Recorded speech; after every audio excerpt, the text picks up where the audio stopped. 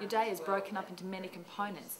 It's doing your stories for that day, it's then posting those stories on the web, and it's finding the stories for the next day. So there's so many aspects to the job, and you have to be always forward planning as well.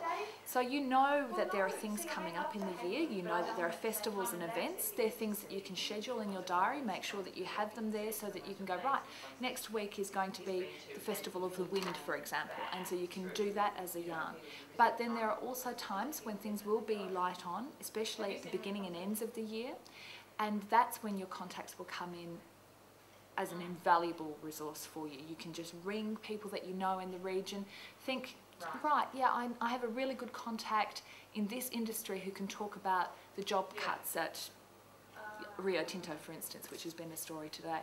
These are the sort of things that you call on to then provide that extra impetus to get the program moving along.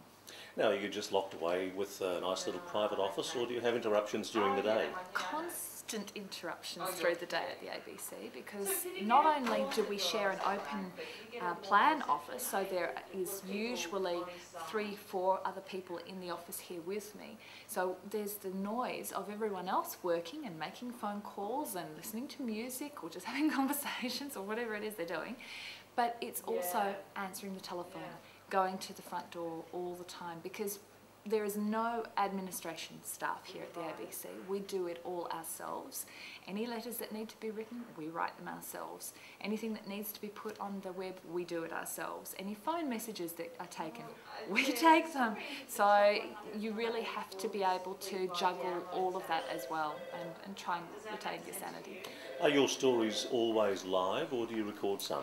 In breakfast, I tend to record a fair few of them, to be honest, because the thing about breakfast is A, that it's so early, so you really have difficulty getting people at that time, but B, I like to make them sort of as short and pithy as possible, keep the flow going.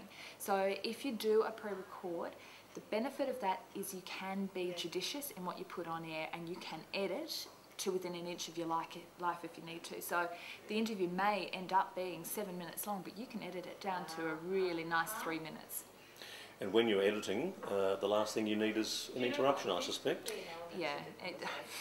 Look, I have had that happen a few times when you're interrupted right in the middle of editing and you get carried away doing something else or called away to do something else. You come back and you think, yes, that's fine, I finished that editing job, and you'll get out of that program and then think, oh Lord, I've just made 25 edits and I haven't saved it properly. Yeah, that's happened before in the past, so you just have to always be double checking and checking, and maybe save things along the way is a good idea as well. Overall, it sounds pretty stressful. You would be tired at the end of the day. How do you manage that? Because, as I've already mentioned, you have a couple of small children, and your time is their time in the afternoon. Yeah, and that's one thing I am really very strict with, is at the end of the day, almost all the time, I do remove myself from the ABC. I don't take calls from people, and I don't make calls to people. There are rare occasions when I do that. I do take photographs when I'm with the kids. If I see something that I think would be good on the blog or on the website, I will take photographs, but that doesn't impinge on them too much. Weekends, I'm a bit naughty. I generally take my recorder with me wherever I go, and camera. And so if I find somebody who I think would be good talent, I'll grab them then and there and do a recording. I think though that for me, the most important thing is to try and get out of here by at least 2 o'clock in the afternoon, so I can get in 45 minutes or so of exercise every day. Is that how you manage stress? It's definitely how I manage stress. If I didn't do that, I think I'd be a basket case. It's just clear my head, just get out of the office, get away from the desk, get off my butt, because this is a very sedentary job. It's important to do some physical exercise, I think, every single day. Otherwise, I'd have back problems too if I didn't.